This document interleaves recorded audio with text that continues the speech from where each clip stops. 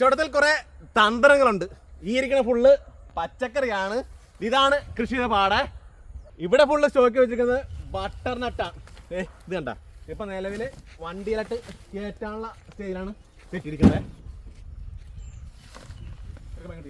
ഇത് വെള്ളരിയാണ്. അപ്പൊ ഇങ്ങനെയുള്ള ഐറ്റം ഒന്നും ഒരുപാട് സ്റ്റോക്ക് ചെയ്ത് വെക്കാൻ പറ്റില്ല. ഇതൊക്കെ 1-2 ദിവസത്തിൽ ഇത് കയറിപ്പോവും. ഈ കുമ്പളൊക്കെ സ്റ്റോക്കാണ്. ഇത് കണ്ട, ഈ ഒരു കുമ്പളൊക്കെ എന്ന് വെച്ചാൽ ഒരു 10-15 കിലോത്തോളം വരും. ഇത് കേറ്ററിംഗർക്ക് കൊടുക്കാനുള്ളതാണ് കേട്ടോ. ഇത് നെയ്ക്കുമ്പളാണ്. ഇവിടെ ഇത് ഫുള്ള് കണ്ട, ഇത് നെയ്ക്കുമ്പളാണ്. ഇത് വർഷങ്ങളോളം കേടുകൂടാതെ ഇരിക്കുന്നത്. ഇവിടെ കാച്ചിലെ ദിവസം കഴിഞ്ഞ് കഴിഞ്ഞാൽ പിന്നെ കാച്ചിൽ കിട്ടിയില്ല. ഇതുപോലെ ഇത് നാളെ പോകുന്ന ആളാണ്. ഇവിടെ ഫുള്ള് വിളഞ്ഞ മത്തനാണ്. ഇതൊക്കെ നെയ്ക്കുമ്പളാണ് ഇവിടെ ഉള്ളത്.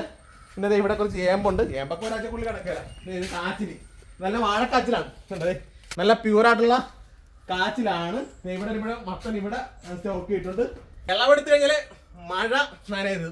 നമ്മുടെ ഒരു കൂട്ടുകാരൻ്റെ വീട്ടിലാണ് സ്റ്റോക്ക് ചെയ്ത് വെച്ചിരിക്കുന്നത്. ഇവിടെ ഒരു 2000 കിലോ വെക്കും.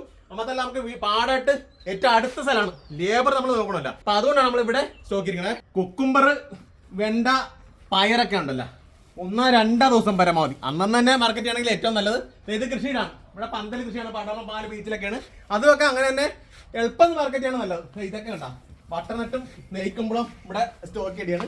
അതല്ല പരമാവധി വിരിച്ചിടുക എന്നുള്ളതാണ്. അതല്ല കൃഷി വകുപ്പിന് തന്നെ ഇങ്ങനെ സ്റ്റോർ ചെയ്യാനുള്ള ഫണ്ടുണ്ട്. അപ്പൊ നേരത്തെയൊക്കെ ഉണ്ടായിരുന്നു. ഇപ്പൊ അത് ഉണ്ടാന്ന് കൃത്യമായിട്ട് തിരക്കുകയാണെങ്കിലല്ല, അത് ഒരു മുതൽക്കൂട്ടാവും. പല കൃഷിക്കാരുടെയും പ്രശ്നം എന്ന് വെച്ചാൽ ഒന്ന് സ്റ്റോക്ക് ചെയ്യാനുള്ള സ്ഥലങ്ങളുണ്ടായില്ല.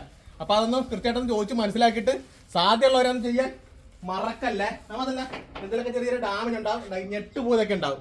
അതൊക്കെ നമുക്ക് കറക്കെടുത്തിച്ചാൽ മതി. ഇതിനോട് ഇട്ടേക്കണമെങ്കിൽ ഒരെണ്ണം ചെയ്യുമ്പോൾ അത് കണക്ട് ചെയ്യും. അത് മാത്രമല്ല നമ്മളിപ്പോൾ 1000 കിലോ ആണ് സ്റ്റോക്ക് ചെയ്യുന്നുണ്ടെങ്കിൽ എടുക്കുന്ന സമയത്ത് അത്രയും കിട്ടിയില്ലെന്ന് വരും.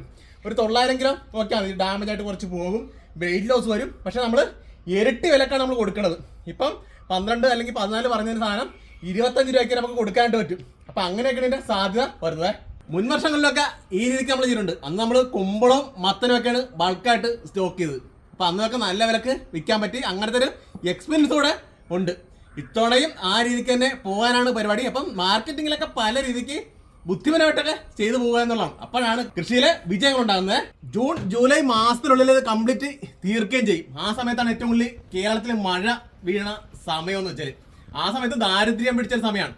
പ്രത്യേകിച്ച് വിഷു കച്ചവടം കഴിഞ്ഞ് കാശ് ഉള്ള ഒരു സമയമാണ്. കൃഷിക്കാരുടെ കാശ് വന്ന ഒരു ടൈമാണ്. അതായത് സമ്പത്ത് കാലത്ത് തൈപത്ത് വെച്ചാൽ ആപത്ത് കാലത്ത് കാപത്ത് തിന്നാം എന്ന് പണ്ടുള്ളവർ പറഞ്ഞത് അതേപോലെ നടപ്പാക്കാൻ, ഇതേപോലെയൊക്കെ നടപ്പാക്കാൻ വേണ്ടിയാണ് ഇങ്ങനെയൊക്കെ അവർ പറഞ്ഞത്. അപ്പോൾ അത് നമ്മൾ കാര്യത്തിലേക്ക് വരാൻ ഇത് കണ്ടത് വിളവ് കുറഞ്ഞേക്കാം. നമ്മൾ ആദ്യം ഉപയോഗിച്ച് മാറ്റിയാൽ വേണം. നല്ല വിളവ് കൂടിയ ഐറ്റം വേണം. കണ്ട നല്ല പുറന്തോടിന് കട്ട് ചെയ്യേണ്ടത് ഇതിനൊക്കെ. അപ്പോൾ ഇതൊക്കെ നമുക്ക് സൂക്ഷിച്ച് വെക്കാം. അപ്പോൾ ഇതൊക്കെയാണ് ഇവിടെ വിഷയങ്ങൾ. അപ്പോൾ മറ്റൊരു വിഷയമായിട്ടാണ്. ബൈ.